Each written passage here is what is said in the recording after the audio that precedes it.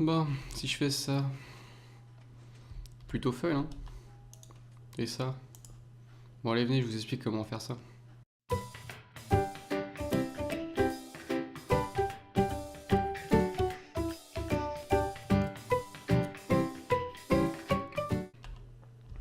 Alors, récemment, on a découvert 2-3 petits trucs sur le serveur, des choses que vous connaissez peut-être déjà, mais moi je connaissais pas, et je vais vous montrer un petit peu 2-3 trucs autour des bot switch. Alors, déjà quelque chose à savoir. Donc le bot switch traditionnel, hein, vous budez un bloc à 1 de distance d'un piston, et le piston, dès que vous le mettez à jour, ça va s'alimenter. Donc ça je savais, mais déjà je pensais qu'il fallait un bloc obligatoire entre les deux. Donc ça ce n'est pas obligatoire, il peut y avoir un bloc d'air, le buzz marchera quand même.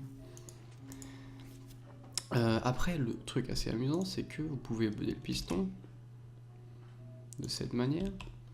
Et si vous cassez le piston, vous en remettez un autre, il sera budé directement. Donc ça non plus, je ne le savais pas, donc à prendre en compte. Je me demande d'ailleurs si... Ouais, si, ouais, c'est ça, ça marche plutôt marrant. C'est plutôt marrant, de la manière dont ça marche.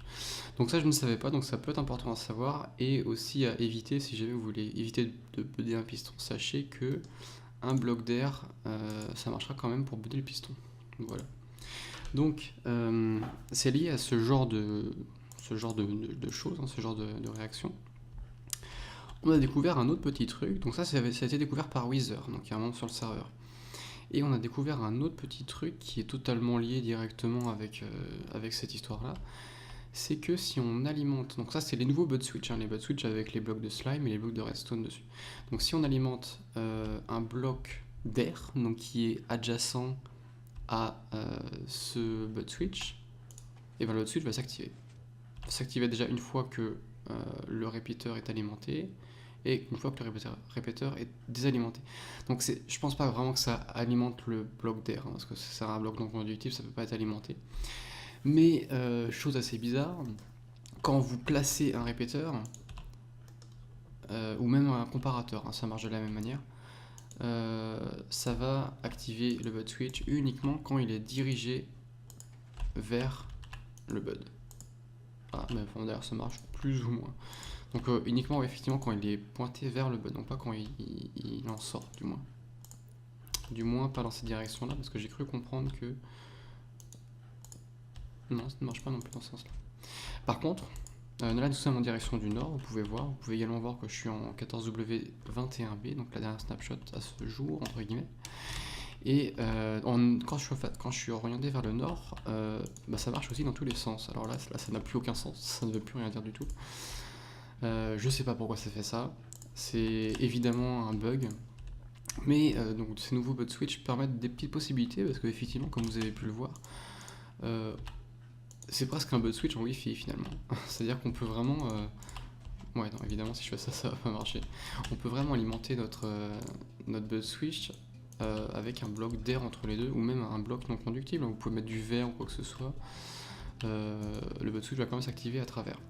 Donc à savoir que ça marche quand vous placez les composants de redstone. Si je place par exemple une torche de redstone à cet endroit là, ça va alimenter le bud switch. Sachant que ça ne marche pas avec les blocs, évidemment, les blocs il faut vraiment qu'ils soient adjacents. Voilà. Alors moi je pense que c'est parce que ça check, hein, d'une certaine manière, ça va checker si le bloc ici est alimenté en redstone ou pas, donc c'est pour ça que ça marche qu'avec des composants. Et c'est pour cette raison que ça n'active qu'avec des composants de redstone. Donc ça reste quand même quelque chose d'assez bizarre. J'ai pas trouvé d'utilité vraiment directe avec ce genre de réaction. On peut faire des choses assez amusantes avec un seul bouton, obtenir 2 impulsions de redstone de cette manière-là. Donc voilà, donc ça peut être assez intéressant. Après il suffit pour extraire les impulsions, c'est assez simple, il suffit de mettre un bloc qui ne puisse pas être bougé comme de l'obsidienne, un répéteur ici, puis voilà, vous allez obtenir une double impulsion avec un seul bouton. Je pense vraiment qu'il y a plus simple comme manière de faire, enfin moins coûteux du moins, mais faut avouer que c'est marrant, c'est quand même plutôt marrant. Alors là, c'est là que c'est plutôt marrant aussi, c'est que ce genre de choses marche aussi en diagonale.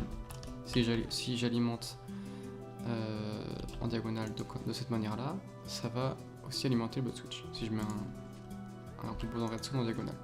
Sachant qu'en toute logique, si je le mets comme ça, Ouais, si ça marchera quand même. Parce qu'on est au niveau du nord. Enfin bref, du coup, on peut s'amuser à faire des trucs vraiment drôles avec ce genre de réaction et observer comment réagit les blocs mis à jour autour du répéteur. Donc ce qui est bizarre, c'est que ça ne soit pas pareil dans toutes les directions. Ce qui aurait été logique, c'est que ça soit symétrique et pareil dans toutes les directions, pardon. Et ça ne l'est pas, donc c'est assez bizarre, je sais pas pourquoi c'est comme ça. En tout cas, c'était plutôt marrant, ce petit truc qu'on a constaté était plutôt marrant, on n'a pas vraiment trouvé de système directement intéressant à utiliser avec. Mais ça peut être assez amusant si vous trouvez des petites choses, parlez-en autour de vous, parce que c'est plutôt amusant comme truc. Donc voilà, donc c'était juste pour vous montrer ce genre de petits tricks. Il y en aura d'autres, des choses comme ça, que ce soit au niveau de la redstone ou au niveau des mécanismes de jeu. On aura d'autres occasions de vous montrer ce genre de choses. Donc à plus, et puis bye bye.